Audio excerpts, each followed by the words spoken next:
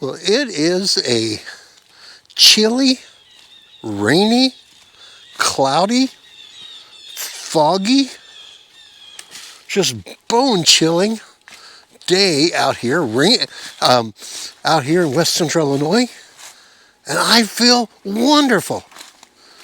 Why do I feel wonderful on a day that doesn't look so wonderful? Because it's not an icy, snowy, frigid day. That means sometime or other, we're going to get spring. Another reason I feel great today is because deer season is over. You see, I'm brave enough to fly different places, to explore other countries, to camp in the desert and in the mountains and hike, and I'm not brave enough to go into the woods during deer season. Now this is the first trip of the new year putting my trail cams back in. So that's exciting. I actually looked around our house and talked to my wife. You know, at Christmas time when they sell those little hat things that have reindeer antlers on them, like Rudolph hats, I wanted to find one of those so I could just tempt fate and wear it into the woods, but I can't find any. I think there's a place right here. This is a really nice spot. Down here, there's a place where there's some almost like pavement, and the creek comes down, and last year I had a lot of luck on these little trees right here, and so this is going to be the first place I'm going to put out a trail cam for this spring. One of the features that has always impressed me about this piece of property that I'm on right now is the bottom of this creek. It's almost like a pavement, but it's all natural. It comes up both ways. Comes down, so whenever I put the trail cam out down here and the animals come through here, it's like they're on a sidewalk or a patio. I don't know what causes that. I'm not much of a geologist, but I find that fascinating. When I first started this series of midweek little talks or whatever we're doing, discussion topics, it was a companion to a series we were doing at our church on logic and critical thinking. Now, we haven't done that series for a while, but it seems to me that it might be good to retouch some of the things we talked about back 2 or 3 years ago when we were doing that series. So I want to talk a little bit today about logical fallacies. Logical fallacy works like this. Sometimes you get in a discussion and you realize you don't have enough horsepower in your intellectual tank to win the discussion. Or maybe the idea that you're arguing for, you're starting to think maybe it won't stand on its own merits. And so what do you do if you're afraid that you cannot win your point with the use of logic or the use of solid thinking, good critical thought? You slip over to a logical fallacy. That is, you find a way to kind of short circuit the logic and still get people on your side. Now, of course, it's fallacious thinking. It's not solid thought, but that's not the point. The point is, it wins arguments. And it may be that you're not so much into an argument for the sake of arriving at the truth or arriving at the best idea. You're in it to win. Well, we don't have time to go through all of the logical fallacies that are out there, but I thought maybe 1 or 2 or 3 today, see how much time we have, and just glance at a couple of them and have some fun with them.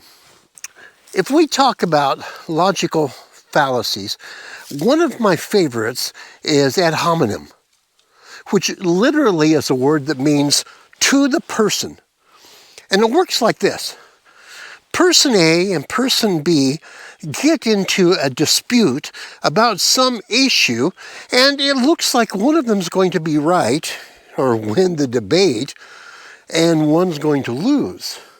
Now, person A starts feeling a little insecure, like he couldn't win this debate and that he feels himself kind of losing.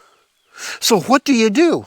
Well, you switch from the points of the debate and the topic you're debating to bad-mouthing that person.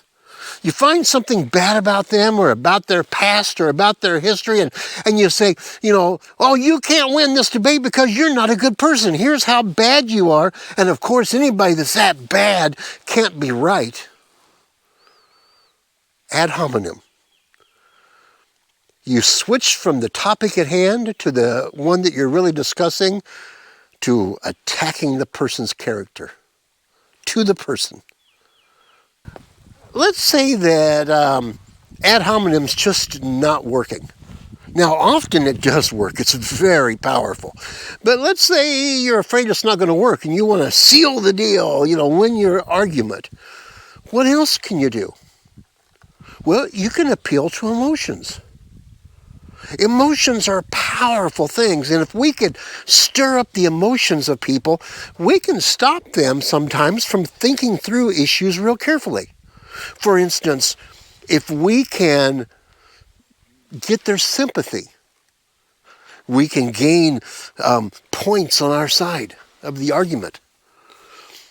If we can appeal to fear, fear is such a huge emotion, and if we can appeal to fear, and we can say, oh, but that idea, we've lost the ability to win the argument on logic, so we say, if you do that, the sky is going to fall. The world is going to end. It's going to be terrible. Well, look at the size of this tree. I think I tried to go down there and take a look at it, except that I think it's deep. I might go over my boots. What about appealing to authority? If we can find someone who is an authority, then that seems to give credence to our argument. Now, that is true, and that is a good tactic if the person that's an authority is a real authority. But sometimes we pick people as authorities just on the basis of popularity. Like, this is a really popular person in our community, or this is a celebrity on TV. And it adds credence to our argument. That's probably why so many celebrities, of course, are in advertisements, because we, resonate with them, with that authority figure, that person. And it doesn't mean that we're using our brains to think through the subject, and it doesn't mean that that person knows any more about that subject than anyone else does.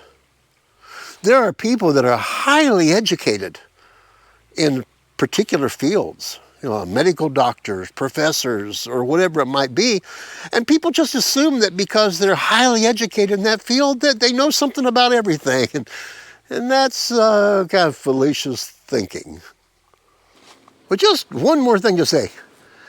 It's an election year. And all of the primaries are going on, and during the year we have so many things to think about and vote about. And the question I have, what do you think? If we found a way to stop all of the candidates from bad-mouthing each other, ad hominem, from appealing to emotion, oh, the sky's going to fall, from getting endorsements by people that may or may not know what they're doing, what would be left of the campaigns? Well, the week is half over. We'll soon be back together again to worship our Lord at church on Sunday. In the meantime, may God watch over you this week, and may God help you to keep your eyes on the main points and not on the distractions that are all around us.